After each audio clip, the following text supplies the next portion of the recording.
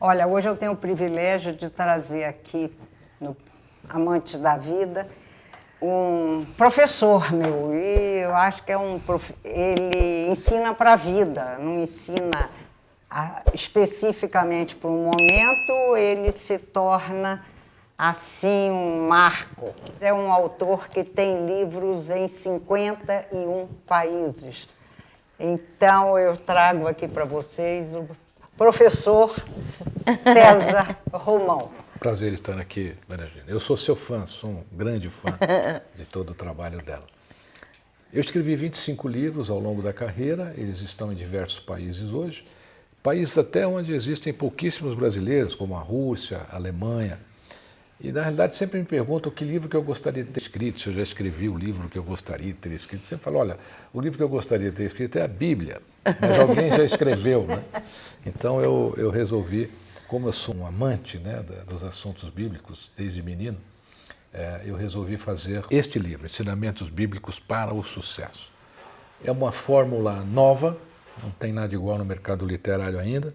São 60 ensinamentos bíblicos com uma leitura contemporânea, quer dizer, é uma visão muito simples, muito fácil, para que as pessoas possam entender melhor sobre a Bíblia. Então você vai encontrar 60 passagens bíblicas, todas elas escritas com 1.800 caracteres, significa que você lê em 3 minutos.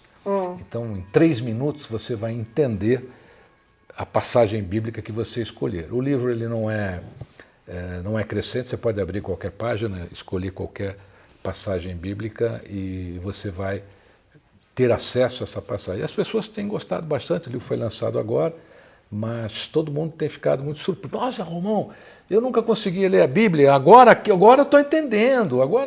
Então é uma visão bem contemporânea, eu tenho certeza que o público vai gostar bastante. Interessante. Como é que você chegou a entender que tipo de livro você ia escrever? Olha, eu sempre gostei muito da leitura da Bíblia. Eu me apaixonei pela Bíblia a primeira vez que eu fui chamado na Igreja São Carlos, na Rua Oratório, lá na Vila Prudente. Eu era garotinho e o padre falou, menino, hoje você vai ler aqui uma passagem bíblica. Eu nunca tinha pego a Bíblia nesse... Interessante, e aí, aquele né? dia eu li, gostei e comecei a me apaixonar pela Bíblia. Muita gente me pergunta se eu acredito no que está na Bíblia, né? Se a Bíblia... mas a Bíblia foi escrita por homem. Olha, é assim, se não for verdade, é a melhor história da humanidade, não tem outra. É uma boa colocação. É a melhor história para a humanidade seguir, é o melhor guia para a humanidade. Aí eu pergunto, você já... Não, nunca li. Bom, você nem leu a Bíblia e está questionando se está lá é verdade ou não. O brasileiro tem muito disso. Né? E essa simplicidade que falta na Bíblia, eu procurei trazer para esse livro. Então é um livro que você tem passagens, por exemplo, do caminho de Emaús. Logo após a crucificação de Cristo, 2 discípulos fogem pelo caminho de Emaús. Emaús era uma cidade que ficava a 12, 13 quilômetros ali de Jerusalém, e pelo caminho eles vão reclamando a ausência de Jesus, que agora que ele morreu, o que eles iam fazer? E nesse caminho um terceiro discípulo, um terceiro peregrino se junta a eles. E esse terceiro peregrino indaga um pouquinho, né? Mas esse que vocês estão conversando aí não disse que a gente tem o poder de fazer o milagre que ele fazia? Mas esse que vocês estão falando aí não disse que no terceiro dia ele poderia voltar? Não, mas quem é que volta da morte?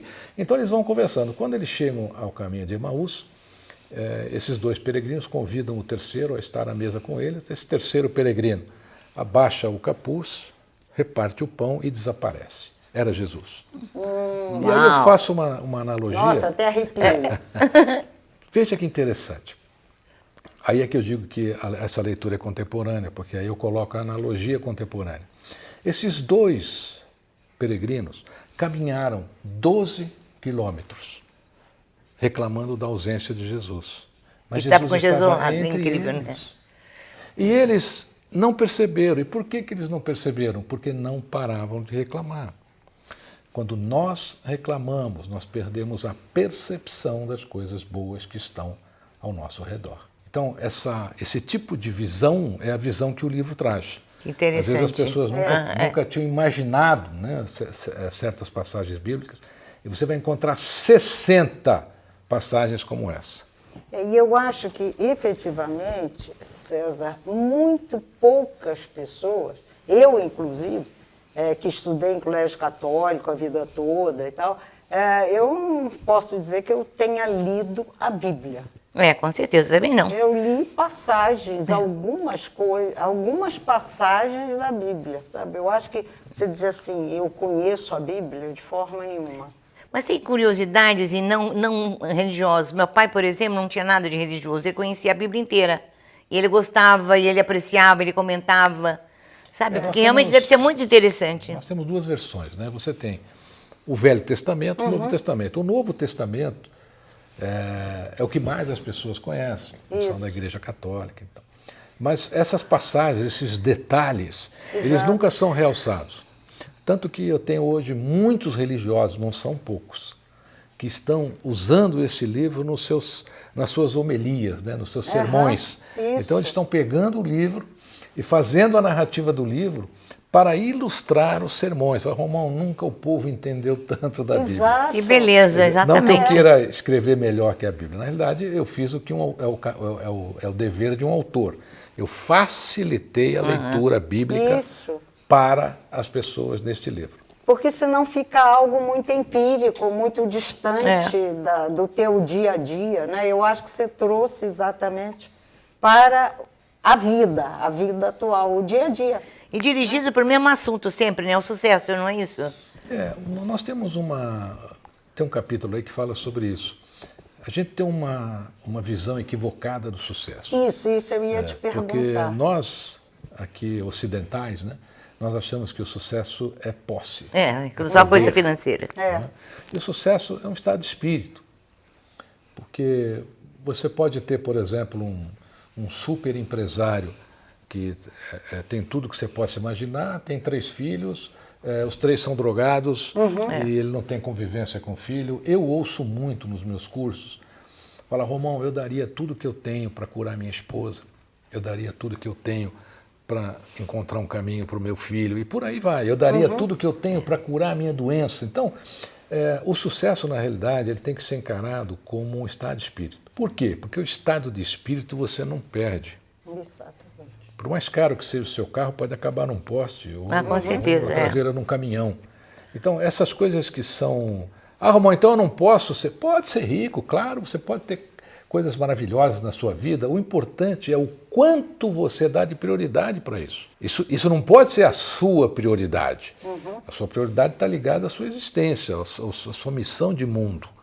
Aliás, eu acho até que nós temos obrigação de termos posses. Por quê? Porque a gente tem condição de ajudar mais gente. Claro. Você tem condição de fazer mais. Você tem condição de colaborar com o hospital, colaborar com entidades, ajudar mais pessoas. Quer dizer, o dinheiro traz isso também. Lógico. Né? Você tem que ter essa bem consciência. dirigido, né? Tem que ter essa consciência. Se bem administrado, digamos assim. Né? Aí administrar para a tua felicidade. A felicidade sua também depende da felicidade dos que estão em volta. Porque, olha, se a gente passar pela vida igual uma ameba, a gente não fala, não vivi. Passou pela vida em brancas nuvens. Exatamente. Tem uma passagem aqui que fala muito sobre essa questão da consciência. Quando Jesus estava escrevendo na areia e levaram até ele uma mulher e disseram para ele qual seria o que ele teria a dizer, porque aquela mulher foi pega em flagrante adultério. Na realidade, era uma armadilha, porque se ele dá a opinião dele, ele estava indo contra a opinião de Moisés, por exemplo, que na lei de Moisés a mulher teria que ser apedrejada. Se ele fala para apedrejar, ele estaria contra o que ele prega. Então ele seria preso de qualquer jeito. Qualquer das respostas, Jesus seria preso. Aquilo era uma armadilha para prender. Após a terceira tentativa de indagação, ele se levanta e pergunta àquela pequena multidão, quem aqui não tiver no pecado, que atire a primeira pedra. Né? E a multidão foi embora.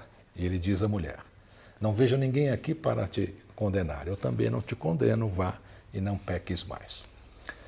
Jesus usou nessa passagem um poder que todos nós temos, Qual é esse poder? Ele não falou a mente daquelas pessoas, ele não falou a religião daquelas pessoas, ele não falou ao coração daquelas pessoas. Ele falou a consciência daquelas pessoas. Porque nós só podemos mudar a nossa vida através da consciência. Foi isso que ele fez. Ele fez com que aquelas pessoas fizessem uma retrospectiva na consciência de cada um. E eu acho que, basicamente, então, é o que você faz aqui com o seu livro. Você fala a consciência de cada um. Eu me esforcei bastante. Exatamente. Parabéns. César, mais uma vez a gente agradece tua vinda aqui e nós desejamos sucesso. Não, nós sabemos que o seu livro já está é garantido. Um sucesso. Garantido. E já está como os traduzido seus também? anteriores. Ainda não. Esse aqui começa agora. Como ele é novo, né? Agora, ainda até o final desse ano, ele vai seguindo o caminho dos outros livros. O meu segundo maior público depois do Brasil é a Itália. Aí vem Espanha, Portugal e Alemanha. Aí ele vai andando.